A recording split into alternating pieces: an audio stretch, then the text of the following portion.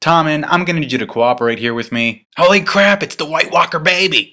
I have to admit that though I like that ending scene for its shock value, it really did serve to confuse the crap out of me, just in terms of what the baby actually should be classified as. Is he a White Walker or is he a White? Now a White, for those of you who don't know, are the reanimated corpses that are made by the White Walkers, and the White Walkers are just a race of iced people. So just think about the Whites as being zombies and the White Walkers being the zombie makers. But my question still stands. What should the baby be classified as?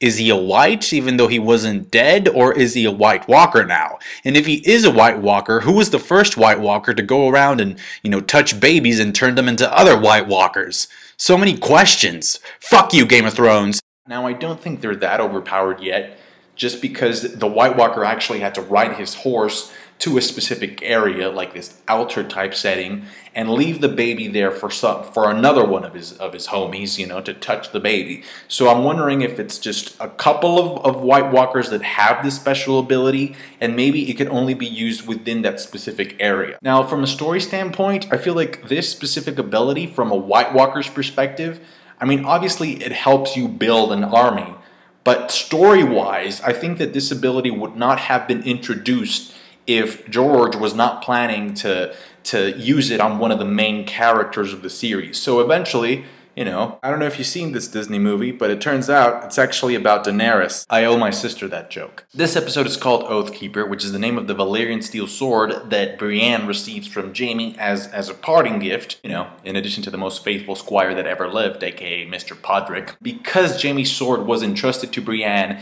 as a tool to protect Sansa, it's kind of like Jaime giving Cersei a metaphorical fuck you, because he did it literally in the previous episode, now he's doing it figuratively. Now, the episode actually starts off with Daenerys' storyline, the mother of dragons, or as I like to call her now, the mother of Nazism.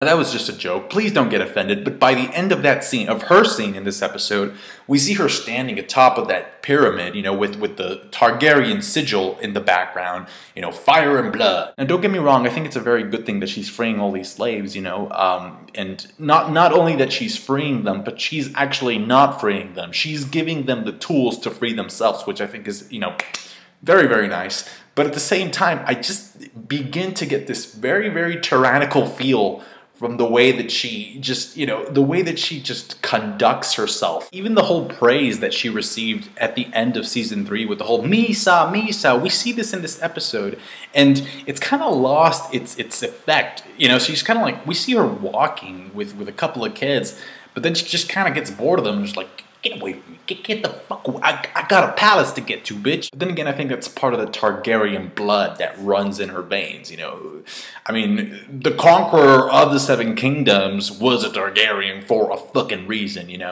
So I guess from that sense, it's understandable that she's answering injustice with crucifixion. I really like the fact that they started the episode with Greyworm learning English. Just because, like, when I saw the trailers and I saw the message on the wall that read, "Kill the Masters," I'm like, okay, that English there seems very out of place. I would assume that they would have written that message in the language that the slaves used to communicate with each other, but, I mean, whatever.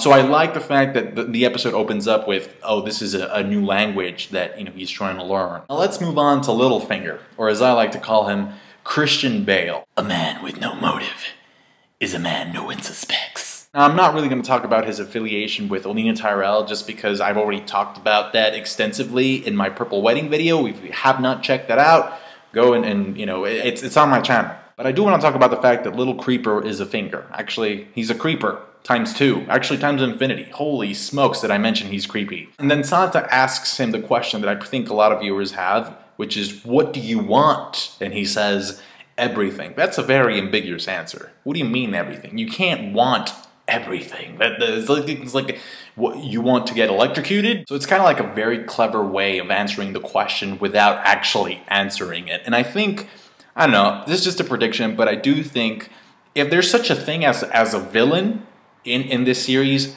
I think Littlefinger is final villain of this series. I've actually been rewatching a lot of the previous scenes from other seasons, just to revisit them. If you want to talk about good fucking dialogue, watch any scene where Littlefinger is talking to Varys. Those scenes are on some philosophical type shit. I'm not kidding. It's like the intellectual stimulation that you get from those scenes is like the type of stimulation that you would get from like a college level course in philosophy. I shit you not. He's kind of like the Westeros version of the Joker, if you think about it. Chaos is a ladder. Only the ladder is real. I like ladders. This is a shot of Sansa from one of the trailers. Is she in Winterfell or is she in the Eyrie? Because if this is the Eyrie, it's like, holy crap, it looks like winter has come. I do want to talk about the best quote of the episode, which came in the exchange that Tyrion had with his brother. When he tells Jaime, "Are you really asking me if I killed your son?" And Jaime says, "Are you really asking me if I'm going to kill my brother?" Beautiful. Fortunately, Bran and his group got captured in this episode in Craster's Keep. And so did Hodor. I mean, Hodor was just Hodoring all over the place, so he got stabbed in the leg. That is a bad friggin' situation that Jon is walking into. You know, because for one, you got Bran as a hostage, and hostages, especially when it comes to people that have honor like Jon, they really limit your options, because you don't want them to get hurt. And then on the other hand, you have your crazy kiss-by-fire ex-girlfriend who's just pillaging villages alongside some cannibals. What part of that frickin' buildup can be interpreted as positive? Did you guys catch Arya in that preview? Holy smokes, I wonder if the Hound was like, "Don't run away after stabbing me, you owe me for that fucking pony." Obviously it's a preview and previews are meant to be misleading, but it kind of makes sense because the Hound has been in Arya's killing list. Joffrey, she needs to cross that one out, you know, she can go to sleep and just be like, Cersei, Ilyn Payne, the Hound. Did I say that out loud? It was a build-up episode, but it was just really, really enjoyable. Last week, there was an internet uproar because of the rape scene with Cersei and Jaime. And a lot of people were complaining about this and saying how disgusting it was, all that stuff. Yet, in this episode, there is a woman getting raped as well. I guarantee you there will not be as much uproar as there was last week. And I think I understand why last week happened. It was because a lot of fans really genuinely want to like Jaime because he has some redeeming qualities.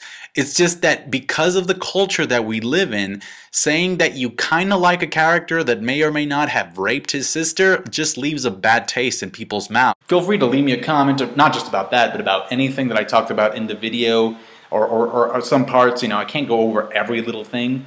Make sure to mention it in the comment section if you wish to do so. Rate the video, subscribe to my channel if you haven't already, and I'll catch you guys later. Thank you so much for watching. Bye.